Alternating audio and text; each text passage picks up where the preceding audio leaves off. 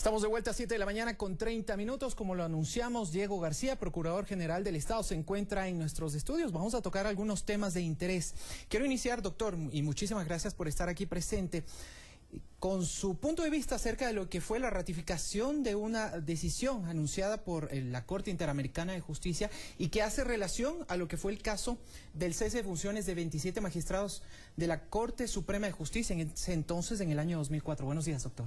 Buenos días y muchas gracias por la oportunidad de explicar a la ciudadanía respecto de la decisión tomada por la Corte Interamericana de Derechos Humanos. Tenemos que tener presente en primer lugar que este es un proceso que viene dándose desde finales del 2004, inicios del 2005, cuando se presentaron las denuncias de los perjudicados a la Comisión Interamericana de Derechos Humanos, porque antes de que llegue a la Corte hay un proceso en la Comisión Interamericana de Derechos Humanos cuya parte central de la discusión se desarrolla entre el 2006 e inicios del 2008. Y luego termina con un informe de fondo de la Comisión Interamericana de Derechos Humanos, que es el que lleva el proceso a la Corte Interamericana de Derechos Humanos. De manera que no es un proceso nuevo, no es un proceso que se ha desarrollado en los últimos años, es un proceso que lleva largo tiempo entre la Comisión y la Corte Interamericana de Derechos Humanos y que finalmente, luego de las audiencias que hubieron a inicios de este año, estaba a la espera de que llegaran las sentencias en el transcurso de este. Ahora, en definitiva, fue una sentencia expedida el 23 de agosto pasado. Lo que sí se hizo en este caso desde la Corte Interamericana fue ratificar ese criterio. Sí, lo que pasa es que la decisión se toma en un periodo ordinario de sesiones cuando los magistrados están juntos, pero luego tiene que desarrollarse el documento escrito que finalmente es notificado el día 4 de noviembre, la semana pasada. ¿Cómo no? Entonces, hay un momento en el que se toma la decisión, igual que en el sistema judicial oral en el Ecuador, que los jueces toman la decisión en una audiencia, pero luego la materializan en un documento que es notificado posteriormente. Doctor, el día de ayer estuvo presente aquí en los estudios de la televisión pública el canciller Ricardo Patiño y ya anticipaba que obviamente el Estado ecuatoriano va a aceptar o acepta esta decisión de la Corte Interamericana, considerando también que parte de la sentencia implica hacer un pago en 3 tramos, 10,7 millones de dólares para las personas que se vieron afectadas en su momento. Expliquemos a la ciudadanía el procedimiento precisamente que se da luego de que se anuncia esta sentencia.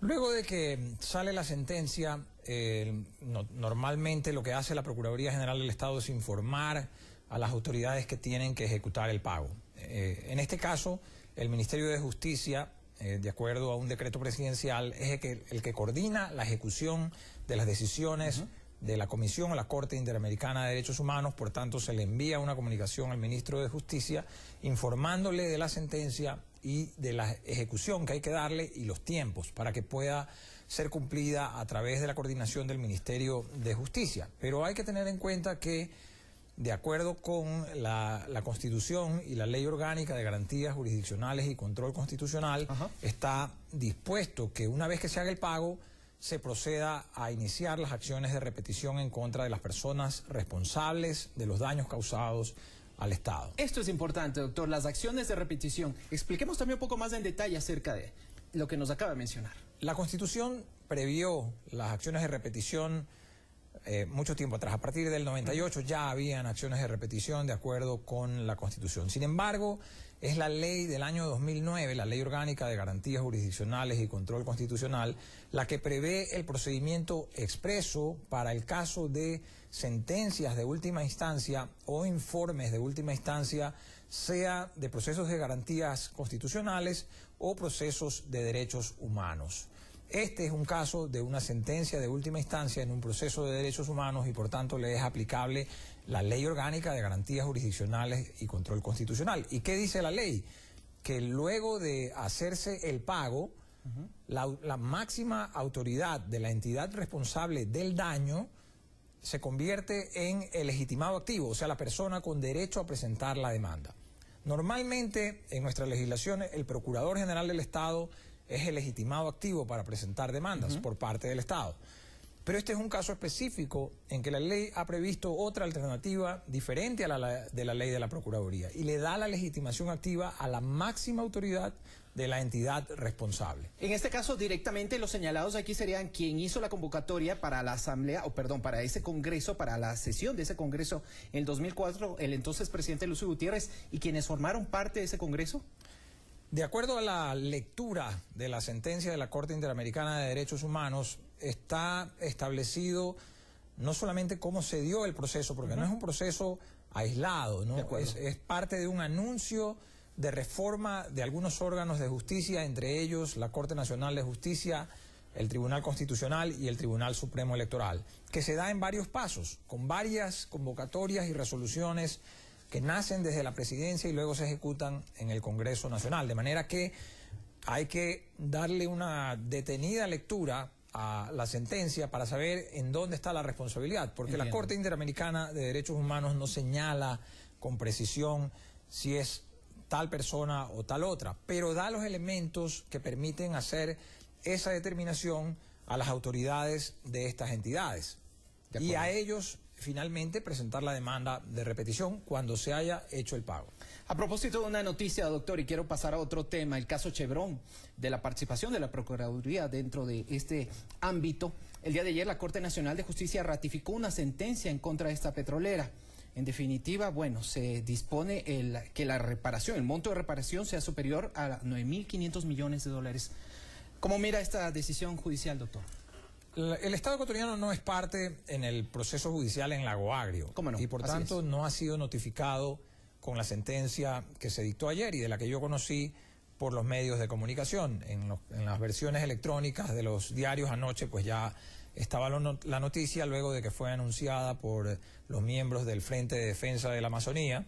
No he tenido la oportunidad de leer la sentencia todavía y en base a ello poder dar una opinión. De hecho, el mismo Frente se reservó para después la posibilidad de dar mayores detalles. Supongo que lo harán hoy día, de manera que creo que de momento, de parte de la defensa del Estado, no es oportuno todavía hacer ningún pronunciamiento mientras las partes del proceso no lo hayan hecho, básicamente por la incidencia que pudiera tener esta sentencia en el arbitraje internacional en el que sí es parte del Estado por demanda de Chevron y en el que estamos preparando en este momento tanto nuestro próximo memorial a presentarse a fines de este mes como la audiencia de la segunda parte del proceso que se llevará a cabo entre enero y febrero del 2014.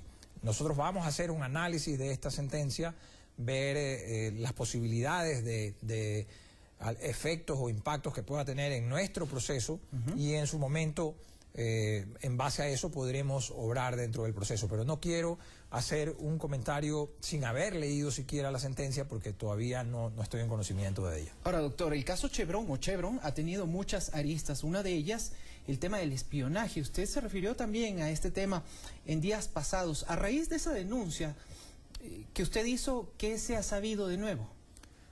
De momento, lo que sabemos es que hay coincidencias entre la información que se intentó presentar en el caso Rico en Nueva York por parte de un tercero que le estaba entregando información a Chevron y que un juez de Nueva York no permitió que sea revelada por contener información privilegiada entre autoridades del Estado que no tenían por qué ser reveladas, y luego la información que anuncia tener el asambleísta Clever Jiménez. Entonces, obviamente nos ha generado una preocupación de que la misma información esté circulando en esos dos niveles que se supone son tan distintos entre alguien que representa a ciudadanos del Ecuador y una empresa que la está demandando. Es decir, usted se ratifica, doctor, en que todo hace presumir que también se espió, se vigiló al presidente de la República.